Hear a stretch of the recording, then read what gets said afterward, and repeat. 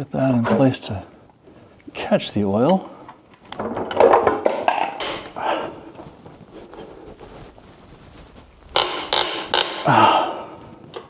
Yep, that's welded right to itself. Look at how corroded this is. That is not a good sign. It's time to get started tearing these motors apart. There are some parts we know that we're replacing. We'll be taking some stuff off of these and just simply throwing them away. I'm going to work on one at a time to do the disassemble, keep the parts separate so I don't get them mixed up, take notes as I go on things that need to be replaced. And with some amount of luck, we'll get these things tore down to where they need to be, and we'll get the new parts ordered relatively soon and start cleaning them up, putting them back together. So to start with, we're going after motor mounts. We have new motor mounts on the way. These are pretty rusty. As you can see, they have been in the boat for a while. Yeah, here we go. So time to tear it apart. I'm Jerry. I'm Sean, and this is our not currently sailing catamaran, Rome. We've taken on a huge refit involving every system on the boat, turning her into exactly what we want. Let's jump back into the episode to see what project we're tackling this time. I'm going to see if I can get this motor mount to talk to me a little bit here. I don't have a lot of hope that it's going to behave very well. That.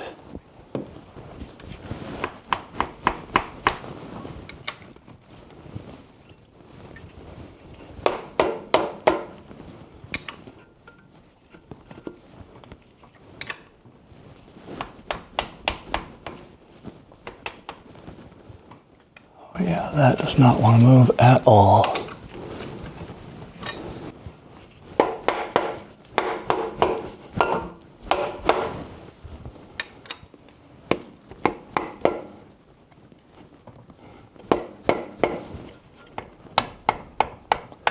Okay, that one, that's going to play.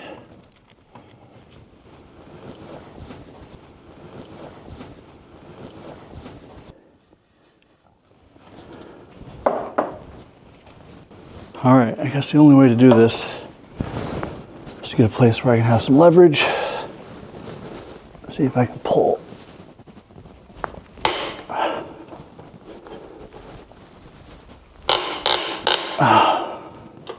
Yep, that's welded right to itself. But it's moving, so I'll take that. Part of the challenge with all of this is trying to catch all the fluids while you're taking the engine apart so they don't just go everywhere on the floor. Otherwise you end up tracking them all over the place, or you have shoes that you have to leave in your work area. And given that, this area of the shop is loaned to us, and it's not something that's been used for tearing down lots of engines, the floor is in a really nice condition.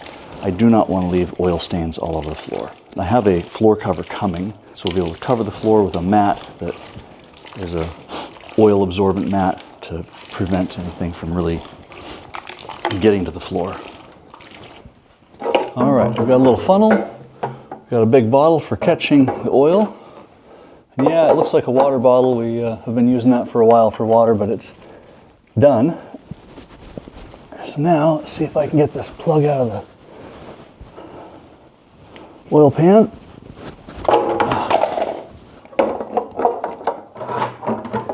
Get that in place to catch the oil. Boy, I need an extra hand.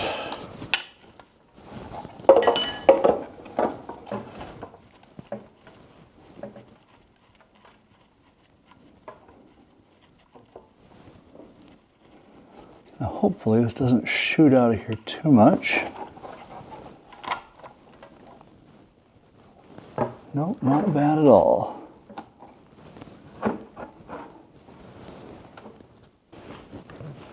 So one thing I haven't really talked about is why it's important that we have space where we're living to do this work. You guys all know I work full time. I've got a day job that keeps me very busy, and we have restricted the work on the boat to before work, after work, and weekends, holidays, vacations, until we're done.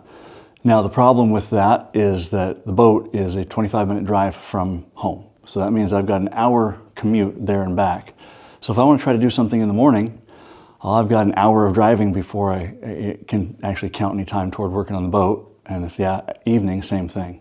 So having these here, it's, you know, downstairs in the garage, and I can get to it in a couple of minutes. That means that getting these engines done is going to be a lot easier in terms of time, transportation, everything else than it would be if they were still in the yard. With that, I have a pretty good idea where I'm going now, and we'll just start making parts. Getting the wiring harness off is another piece of this. I don't have a lot of faith in the connections on anything, so I'll be rebuilding the harnesses with Deutsch connectors the way they're supposed to be. I'll look and see what Yanmar would charge for them. My suspicion is that Yanmar is going to want a couple $1,000s a piece, which is just ridiculous. So I will probably just make up the harnesses, which is really not that difficult.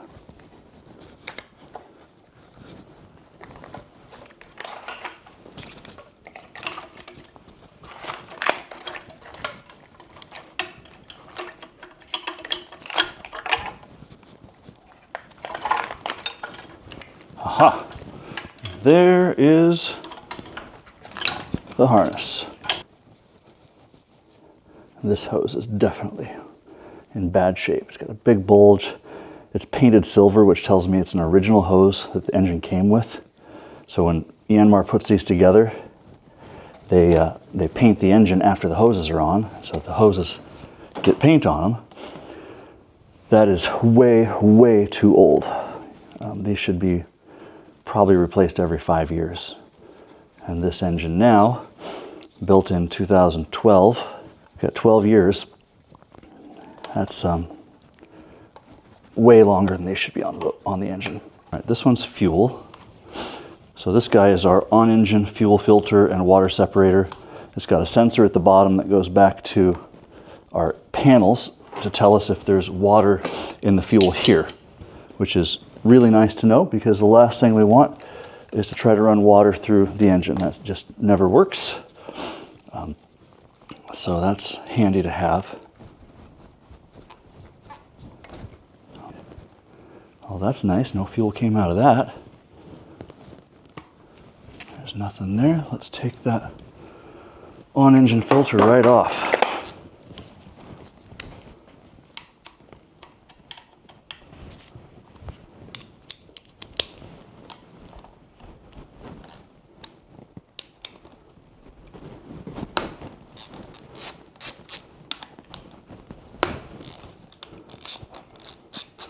Now, I'm not planning to replace the whole assembly. I'm going to replace the filter, of course.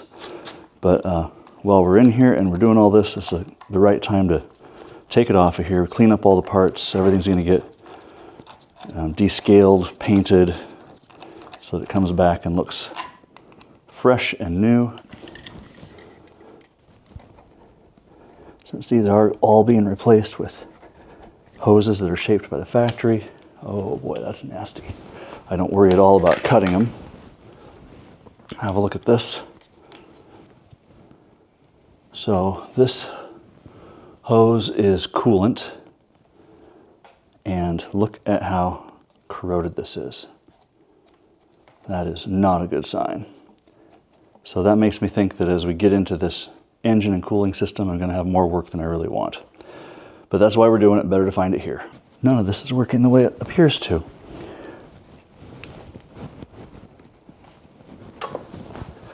I pull this and I get water.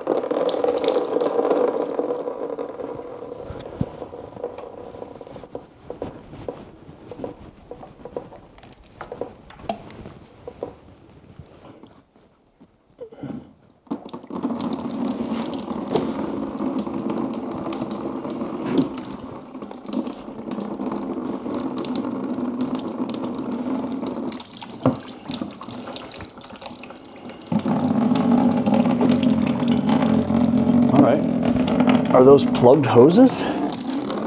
Sure seems that way. Oh yeah, plugged solid.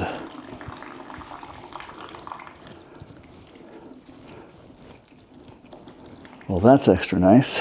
These hoses I pulled off that are just full, I'm going to cut these so we can get a look at what these actually look like inside and have a little better understanding of what's been going on. I'm going to start just by seeing if I can cut it in half and see if we're plugged here. Yeah, it's just goop.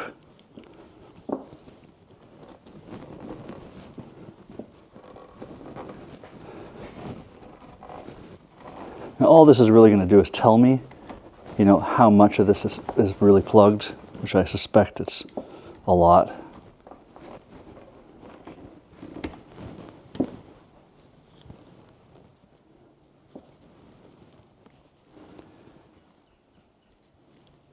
Lots of sludge. Oh, yep, and hard sludge. So yeah, just really not good.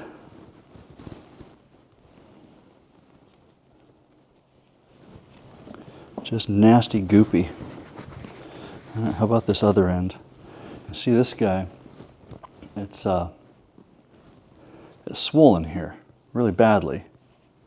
Makes me think that that's, oh yeah, I just got all kinds of crap in it. It's just hard.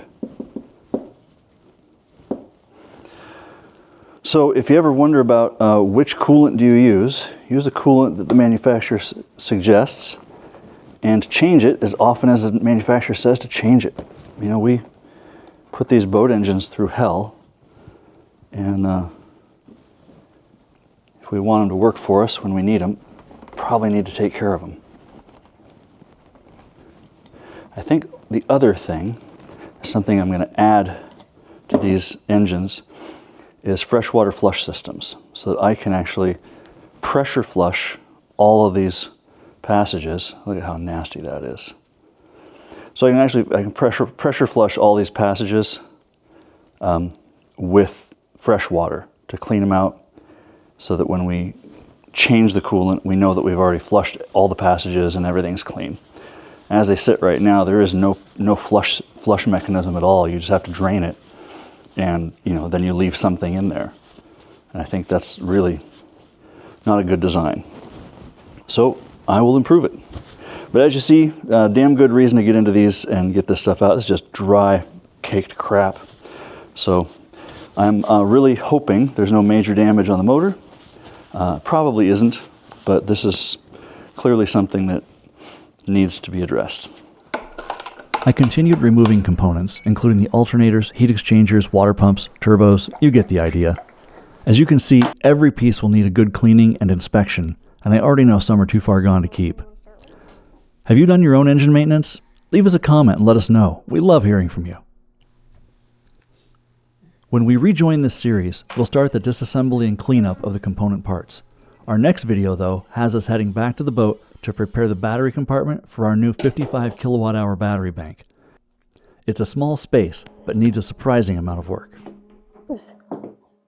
Thanks for watching. If you enjoyed this video, give it a thumbs up. And if you'd like to see where the rest of this refit takes us, consider subscribing to the channel. It's free to subscribe, and it encourages YouTube to push our videos out to a wider audience. We'll see you next time. Bye!